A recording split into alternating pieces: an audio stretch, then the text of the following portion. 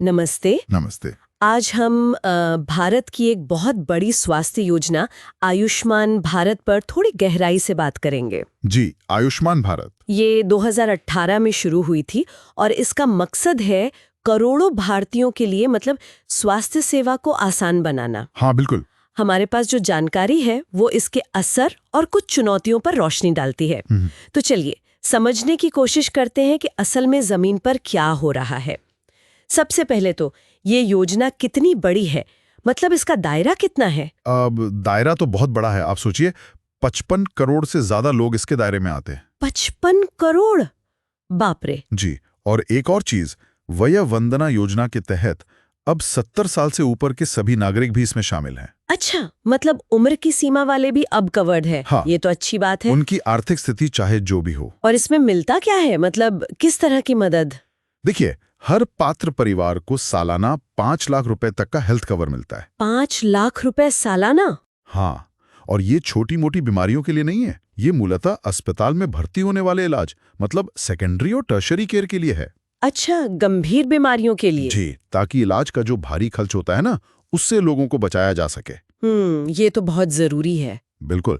और अगर आंकड़ों को देखें तो तस्वीर और साफ होती है। हाँ, आंकड़े क्या कहते हैं? अब तक करीब 36.9 करोड़ आयुष्मान कार्ड जारी हो चुके हैं। 36.9 करोड़? वाह, मतलब काफी लोग जुड़ चुके हैं। जी हाँ, बहुत बड़ी संख्या है ये। और इलाज कहाँ मिलता है, मतलब अस्पताल कौन से हैं? हाँ, तो इसमें 31,800 से ज्यादा अस्पताल जुड़े हुए हैं। अच्छा। इनमें करीब 17,400 तो सरकारी हैं और लगभग 14,400 निजी अस्पताल हैं। ओके, तो सरकारी और प्राइवेट दोनों हैं। हाँ, दोनों मिलकर काम कर रहे हैं। तो इसका मतलब ये हुआ कि निजी क्षेत्र की भागीदारी भी इसमें काफी अहम है। बहुत ज्यादा अहम है।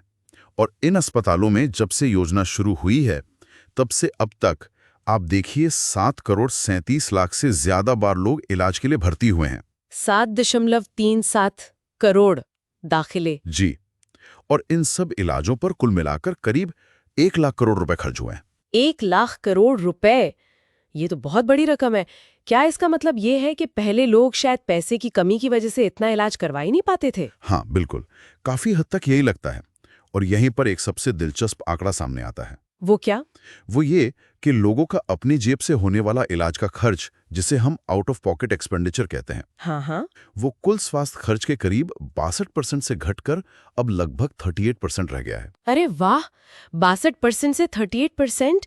ये तो बहुत बड़ी गिरावट है। बहुत बड़ी गिरावट है। तो मतलब परिवारों पर बोझ कम हुआ है, इलाज का खर्च अब शायद लोगों को उतना कर्ज में नहीं डुबो रहा होगा। बिल्कुल सही। इससे परिवारों की आर्थिक सुरक्षा बढ़ी है।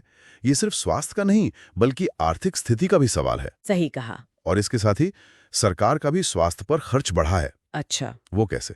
देखिए 2013-14 में जो करीब 37,000 करोड़ रुपए था, वो 2025-26 तक बढ़कर 1,35,000 करोड़ रुपए से ज्यादा होने का अनुमान है। तो सरकार भी ज्यादा निवेश कर रही है। जी, ये दिखाता है कि स्वास्थ्य सेवाओं को लेकर सरकार की प्राथमिकता बढ़ी है। लेकिन जैसा कि अक्सर होता है, इतनी बड़ी योजना है तो कुछ मुश्किलें, कुछ चुनौतियां भी तो होंगी। हाँ, बिल्कुल है।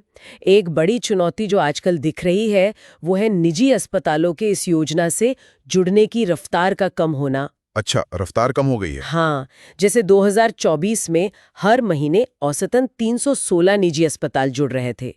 वहीं 2025 की शुरुआत तक ये संख्या घटकर सिर्फ 111 रह गई। ओह, 316 से 111, ये तो काफी कमी है। जी। इसकी वजहें क्या हो रही जा रही हैं? मतलब क्यों पीछे हट रहे हैं निजी अस्पताल? मुख्य रूप से दो बातें हैं। एक तो ये कि अस्पतालों को इलाज का पैसा मिलने में देरी हो रही है। पेमेंट में देरी। और दूसरा, योजना के तहत जो इलाज की दरें तय हैं, मतलब पैकेज रेट्स, उनको लेकर उनकी कुछ चिंताएं हैं। मतलब रेट्स शायद उन्हें कम लग रहे होंगे। हो सकता है। और अगर निजी अस्पताल कम जुड़ेंगे तो फिर लोगों के पास विकल्प भी कम हो जाएंगे ना। हाँ, खासकर छोटे शहरों में। बिल्कुल, जहां सरकारी सुविधाएं शायद उतनी ना हो, तो इन मुद्दों को सुलझाना तो जरूरी है। सही बात है। लेकिन इन चुनौतियों के बावजूद ऐसा नहीं है कि कोशिशें नहीं हो रही हैं। लोगों को योजना के बारे में बताने और उन्हें जोड़ने के प्रयास जारी हैं। जैसे दिल्ली में एक वैन आउटरीच प्रोग्राम चला। उसने 30,000 से ज्यादा बुजुर्गों का रजिस्ट्रेशन करने में मदद की। अच्छा। हाँ, तो जमीनी स्तर पर इस तरह के प्रयास काफी मायने रखते हैं। बिल्कुल। अगर हम इसे थोड़ा और बड़े नजरिए से देखें, तो आयुष्मान भारत सिर्फ मतलब सिर्फ इलाज ही नहीं दे रहा है, तो और क्या कर रहे हैं? ये देश के पूरे स्वास्थ्य ढांचे को, हेल्थ इंफ्रास्ट्रक्चर को भी मजबूत कर रहा है।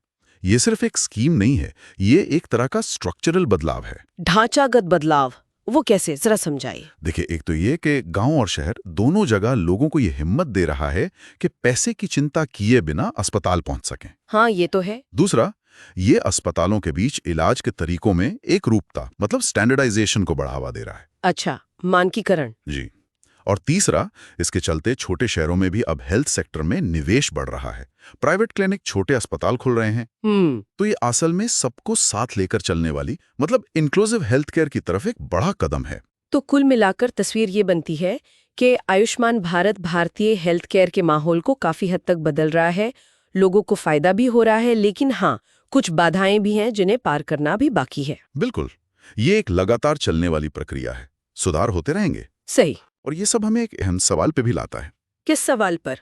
कि भविष्य में इस तरह की बड़ी सरकारी योजनाओं को प्राइवेट सेक्टर में जो नए-नए तरीके आ रहे हैं, जैसे डिजिटल प्राइमरी केयर है, घर बैठे सलाह लेना, स्मार्ट डायग्नोस्टिक्स हैं, डेटा पर आधारित इलाज के फैसले हैं। हाँ, टेक्नोलॉजी का इस्तेमाल।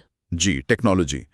तो इन नई चीजों के साथ कैसे और बेहतर तरीके से जोड़ा जा सकता है, ताकि बड़े पैमाने पर अच्छी क्वालिटी वाले स्वास्थ्य परिणाम मिल सकें। ये वाकई सोचने वाली बात है कि सरकारी पहुंच और निजी नवाचार मिलकर कैसे काम कर सकते हैं। बिल्कुल, इस पर आगे विचार करना होगा।